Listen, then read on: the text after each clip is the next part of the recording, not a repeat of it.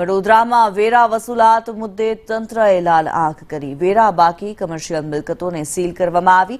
Khanderao market નજીક mister puff bakery seal કરવામાં આવી છે। મિલકતને ટાંચમાં લેવા જપ્તીનું વોરંટ કાઢવામાં આવ્યું।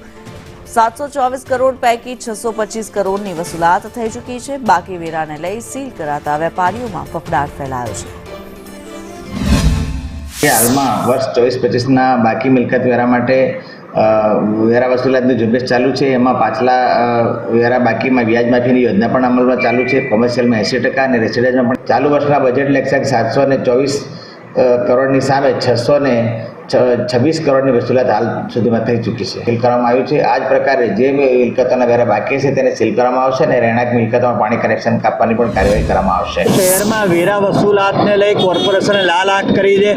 જે કોમર્શિયલ મિલકતોના વેરા બાકી છે તેમને સીલ મારવાની કામગીરી હાથ ધરી છે। અત્યાર સુધી 100થી વધુ લોકોના કોમર્શિયલ મિલકતોને સીલ મારવામાં આવી છે, જેમાં ખંડેરાવ માર્કેટ કોર્પોરેશનની જે મેઇન બિલ્ડિંગ છે તેની સામે જ બરાબર આવેલ મિસ્ટર પફ બેકરી એન્ડ દુકાનના સીલ મારવામાં આવી છે। અંદાજે 1.5 લાખ ઉપરાંતની બાકી રકમને લઈ આજે કોર્પોરેશન સીલ મારવી છે।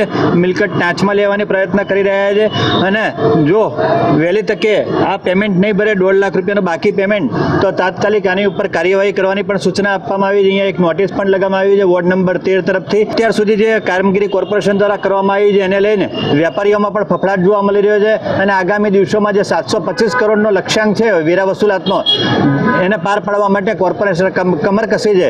ત્યારે જોઈ રહ્યું આગામી દિવસોની અંદર બાકી વેરો કેટલો વસૂલાત થાય છે અને કઈ રીતની કામગીરી કરવામાં આવે છે। હિરેન મોદી, સંદેશ ન્યૂઝ, વડોદરા।